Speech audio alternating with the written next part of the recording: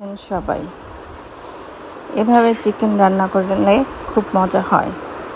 আমি প্রথমে পেঁয়াজ, কাঁচামরিচ, জিরা, টমেটো এগুলো সব একসাথে ব্লেন্ড করে নিয়েছি। এই তো তারপর আমি চিকেনগুলো ধুয়ে নিয়েছি, আলুগুলো ধুয়ে নিয়েছি, সাথে কিছু দুধ রেখেছি। প্রথমত আমি কড়াইতে তেল গরম করে নিব। তেলটা গরম হয়ে আসলে আমি আলুগুলো ভেজে নিব।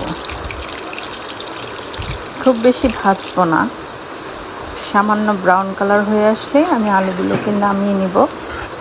এই তো আমার আলুগুলো প্রায় ভাজা হয়ে গিয়েছে, আমি এখন নামিয়ে নিব। এরপর সে একই তেলে আমি কিছু এলাচ, লং দিয়ে সেই ব্লেন্ড করে রাখা পেঁয়াজ, টমেটোগুলো আমি দিয়ে দিব।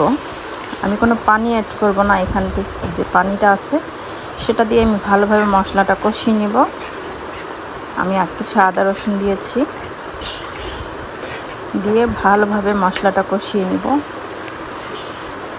কিছুটা লবণ পরিমাণ মতো দিয়ে এখন আমি ভালোভাবে মশলাটা কষিয়ে নেব তেল উঠে আসা পর্যন্ত। আমার মশলা থেকে তেল উঠে এসেছে, এখন আমি দিয়ে রাখা চিকেনগুলো দিয়ে দিব। চিকেনগুলো দিয়ে ভালোভাবে কষিয়ে নিব, কোনো পানি অ্যাড করব না আমি এখানে। তো আমার কষানো হয়ে আসছে প্রায়।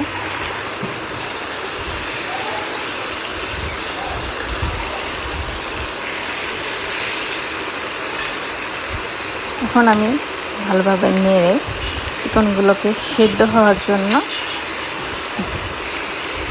দুধগুলো ঢেলে দিব।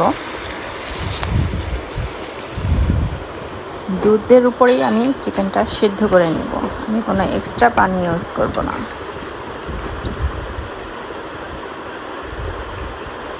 সেদ্ধ হওয়ার জন্য আমি চিকেনটাকে ঢেকে রাখবো।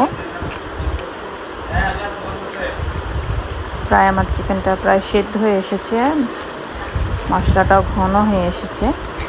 এখন আমি কিছুটা পানি অ্যাড করব এবং ভেজে রাখা আলুগুলো দিয়ে দেব।